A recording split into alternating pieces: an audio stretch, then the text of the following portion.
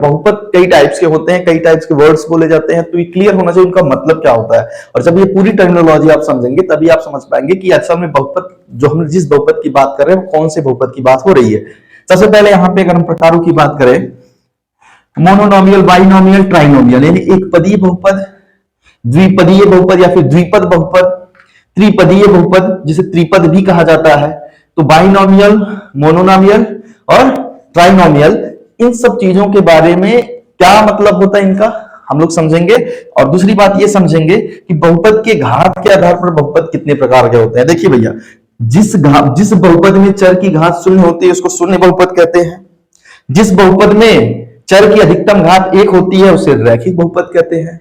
अभी इससे पहले के क्लासेस में मैंने आप लोग बहुपद की घात के बारे में बात किया था। किसके बारे में बात किया था बेटा? बहुपद के घात के बारे में। तो सबसे पहली बात उसी के आधार पर हम लोग, यदि शून्य होगा बहुपद की घात तो उसे शून्य बहुपद, जीरो पॉलिनोमियल्स।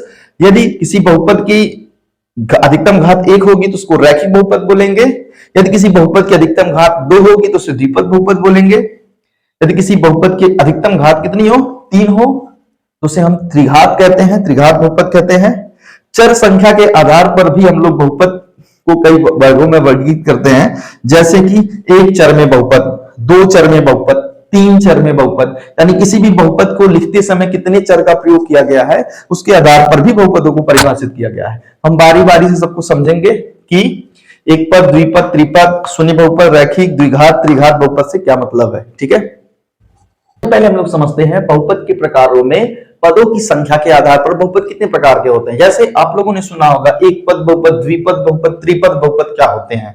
तो सबसे पहले समझिएगा, किसी भी बहुपद को लिखते समय कितने टर्म्स लिखे, कितने अलजेब्रिक टर्म्स को लेकर के लिखा गया है, उसी को हम लोग बहुपद का क्या कहते हैं? टर्म कहते हैं। सबसे पहले देखिएगा बहुपद के टर्म्स क्या होते हैं। जैसे हमने एक बहुपद लिखते समय लिखा कि 5x - 3। अब देखिए इसमें मैंने दो टर्म लिखा है, पहला टर्म ये, दूसरा ये, तो दो पद है इसमें, इसलिए इसको हम लोग कह देंगे द्विपद।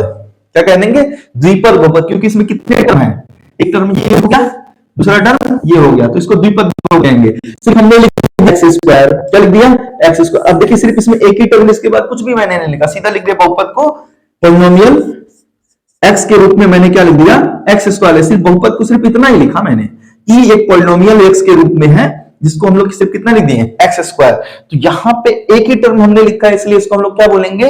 इसको हम लोग बोलेंगे एक पदीय बहुपद, यानी एक पद, जिसको मोनोनोमियल कहते हैं। क्या कहते हैं? मोनोनोमियल।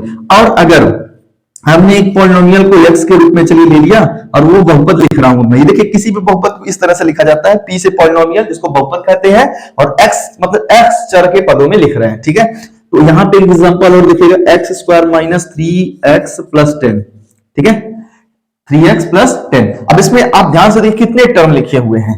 एक टर्म हो गया, दो टर्म हो गया, तीन टर्म, कुल 3 टर्म लिखा हुआ है, इसलिए इसको हम त्रिपद बहुपद कहेंगे। कौन सा बहुपद कहेंगे? त्रिपद बहुपद। ट्राइनोमियल है क्योंकि इसमें 3 टर्म में लिखा गया, पहला टर्म, दूसरा टर्म, तीसरा टर्म, तो इसको हम लोग क्या बोलेंगे? त्रिपद बहुपद। यानी किसी भी बहुपद में जितने टर्म में किसी भी बहुपद को लिखा गया है, जितने पदों में उसमें प्रयोग किए गए हैं, उसी पदों के आधार पर हम लोग बहुपद के प्रकार बताते हैं। तो यदि किसी भी बहुपद में पदों की संख्या 1 है तो उसे हम मोनोनोमियल यानी एक पदीय बहुपद कहते हैं।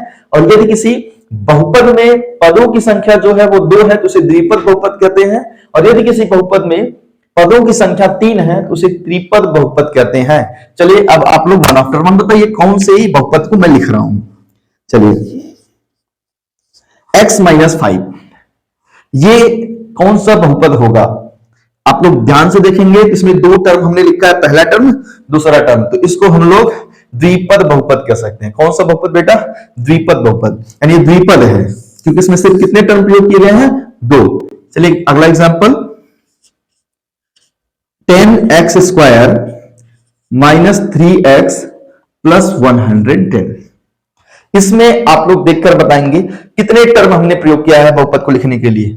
1 2 3, कुल 3 टर्म है, इसलिए इसको कौन सा बहुपद बोलेंगे? ट्राइनोमियल यानी त्रिपद बहुपद बोलेंगे। कौन सा बहुपद बोलेंगे? त्रिपद बहुपद बोलेंगे। ये त्रिपद बहुपद है।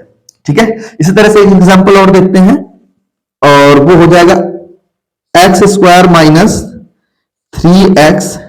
इसमें कितने बहुपद हैं? कौन सा बहुपद है जिसमें पदों की संख्या देखेंगे 2 है, जिसे हम लोग द्विपद बहुपद कह देंगे। छोटे से एग्जांपल हमने लिख दिया a², क्या लिख दिया? ए स्क्वायर। तो यहां पे देखेंगे ए स्क्वायर हमने बस लिखा, सिर्फ एक ही टर्म लिखा है पॉलिनोमियल में, तो इसलिए इसको हम लोग क्या बोलेंगे, एक पदीय बहुपद यानी कि मोनोनोमियल है। टर्म की संख्या याद रखिए, किसी भी बहुपद को लिखने के जो तरीके होते हैं ना बेटा, वो प्योरली ऐसे हैं कि हम सबसे पहले पी का मतलब होता है पॉलिनोमियल, और इसमें देखिए हमने पॉलिनोमियल लिखते समय एक्स चर का प्रयोग किया है, तो यहां पे लिखेंगे P X equal to X minus 5, ये हमारा बहुपद है, और इस बहुपद को एक्स के चर का प्रयोग करके हम लोगों ने लिखा है, इसलिए इसको हम लोग यहां पे इसको हम द्विपद बहुपद बोलेंगे, दो टर्म का प्रयोग है। अब एक पॉलिनोमियल हमने फिर से x के टर्म में लिखा है, तो जब भी कोई पॉलिनोमियल लिखिए तो पॉलिनोमियल के लिए p, और यहां पे क्या लिख दीजिए x, और यहां पे x के टर्म में लिखा हुआ है तो x के रूप में लिखा गया है। ये हो गया हमारा ये पॉलिनोमियल, और ये हो गया पॉलिनोमियल की डिफिनीशन, यानी कि px से ये पता चल जाता है हम लोग पॉलिनोमियल लिख रहे हैं, ठीक है। दूसरी चीज x स्क्वायर माइनस 3x को x के टर्म में लिखा गया है, ये भी पॉलिनोमियल, तो इसको लिख देंगे px equal to x square minus 3x।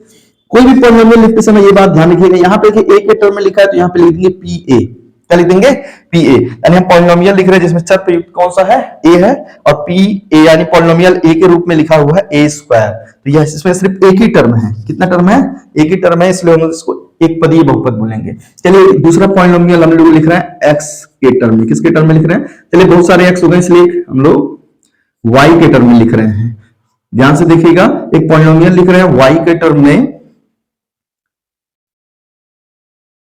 3y minus 7, 3y minus 7, हमने देखिए एक पॉलिनोमियल लिखा है y के टर्म में 3y माइनस 7। अब इस पॉलिनोमियल में कौन सा बहुपद है, एकपद है कि द्विपद है कि त्रिपद है या फिर बहुपद है, तो यहां पे देखेंगे कि इसमें सिर्फ दो ही टर्म प्रयुक्त किए गए हैं, इसलिए द्विपद बहुपद होगा। कौन सा होगा, बाइनोमियल होगा।